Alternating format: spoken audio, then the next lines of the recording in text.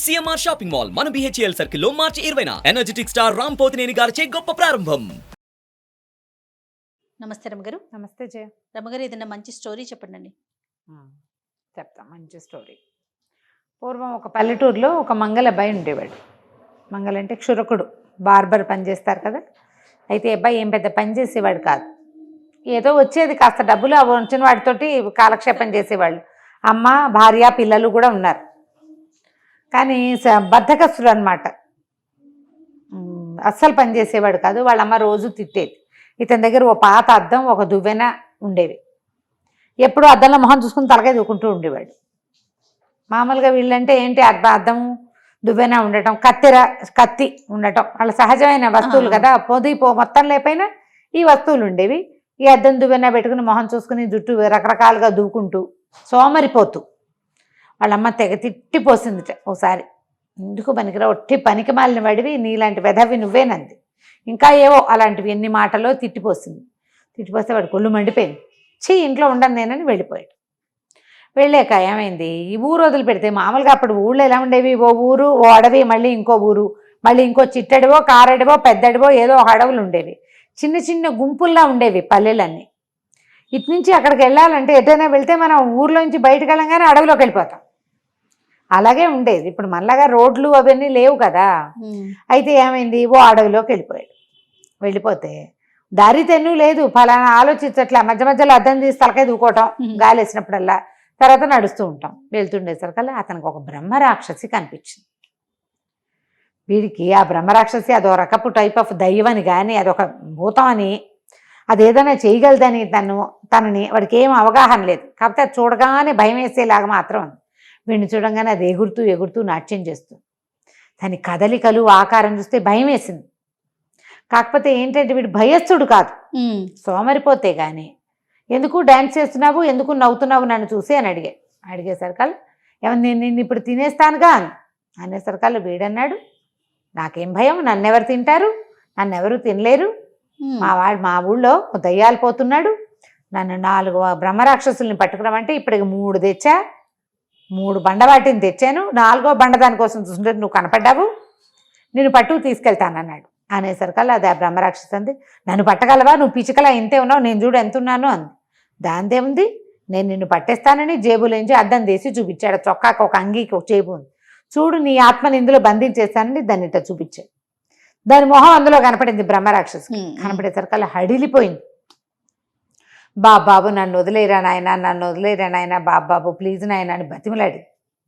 నిన్ను వదిలేదేలే, మా దయ్యాలు పోతే అడిగాడు, నిన్ను అయితే తీసుకెళ్తాను గ్యారంటీగా అనేసరికల్లా అదంది, కాదు నువ్వు అట్లా అనబోక, నా దగ్గర 7 సంచుల డబ్బులున్నాయి, సంచులు గోతాలు నిండా ఉన్నాయి, 7 గోతాలు నీకు తెచ్చిస్తా, నీకు ఇస్తాను, నన్ను వదిలిపెట్టేసి హాయిగా బతుకుతున్నా. అడవిలోకి వచ్చిన నరమాంసం ఎవడో ఒకడు వస్తున్నాడు, వాడిని బతుకు తినేస్తున్నా, హాయిమని ఉన్నాను.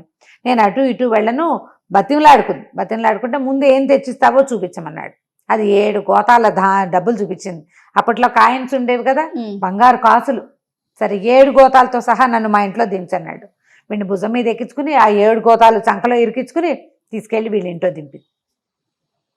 దింపిన తర్వాత ఏమన్నాడు, వీడికి కొంచెం పొలం ఉంది, అదే వాళ్ళకి వచ్చే డబ్బు, మా పొలంలో ఉన్న ధాన్యం అంతా పట్టురా, నువ్వు వెళ్ళి అంటే నాకు ధాన్యం తేవటం తెలియదండి. ఏముంది, కోత కొయ్యాలి, దులపాలి, నూర్చాలి, తర్వాత అంతా తూర్పారు పట్టాలి, నూర్చిన తర్వాత ఆ దాన్ని బస్తాల్లో వేసి గోతాలు కుట్టి మా ఇంట్లో దించాలి. ఇన్ని పనులా అంది. మరి పనులు చేస్తావా, ఇందులో నిన్ను బంధించేసేమన్నావా అన్నాడు. అనేసరికి ఇంకేం చేస్తుంది, సరేనని ఈ 7 గోతాల డబ్బులు ఈ మంగళ వాళ్ళ ఇంట్లో దింపేసేసి పొలం వైపుకి బయలుదేరేసరికి ఈ 7 గోతాల డబ్బులు చూసేసరికి ఇంట్లో వాళ్ళంతా ఆశ్చర్యపోయారు. అమ్మ, పెళ్ళాము, పిల్లలు ఉన్నారు, అందరూ ఎగిరి గంతేశారు. డబ్బులు సంపాదించుకొచ్చేసాడు, ఇంకేముంది అని. సరే అన్నీ దాచిపెట్టుకున్నారు.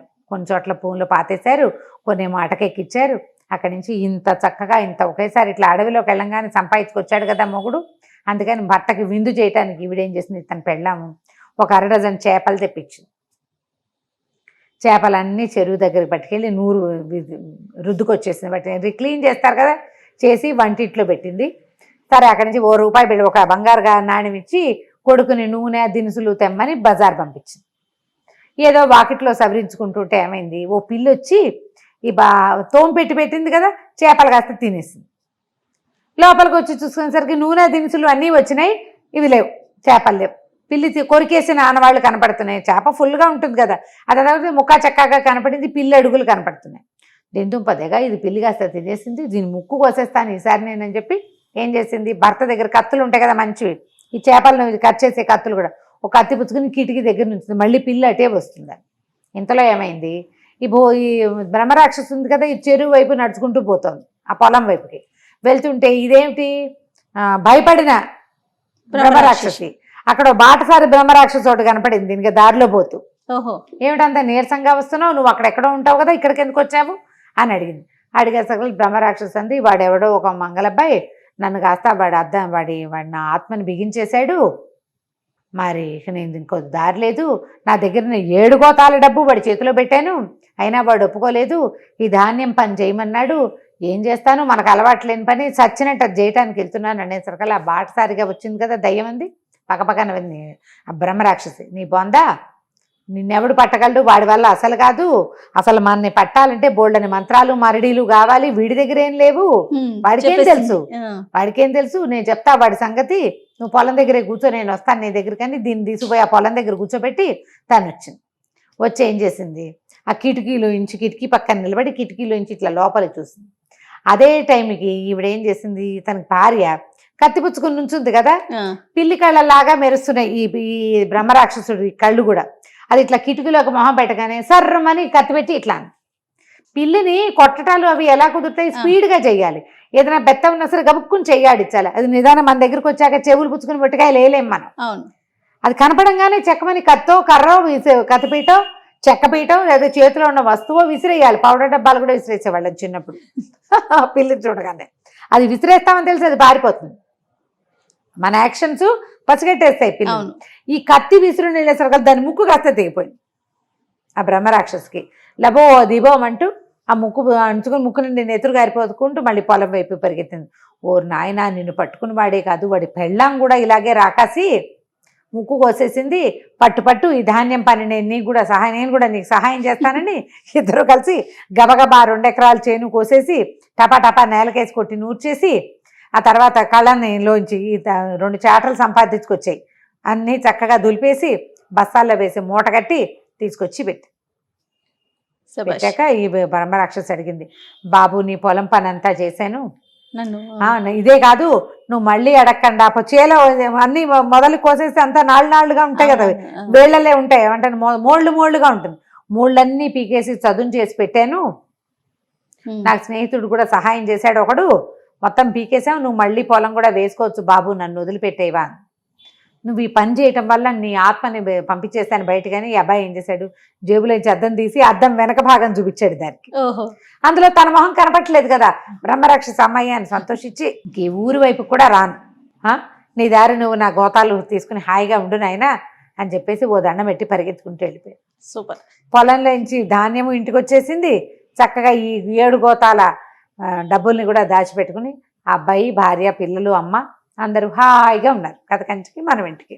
సూపర్ రమ్మ గారు, నమస్తే అండి. నమస్తే.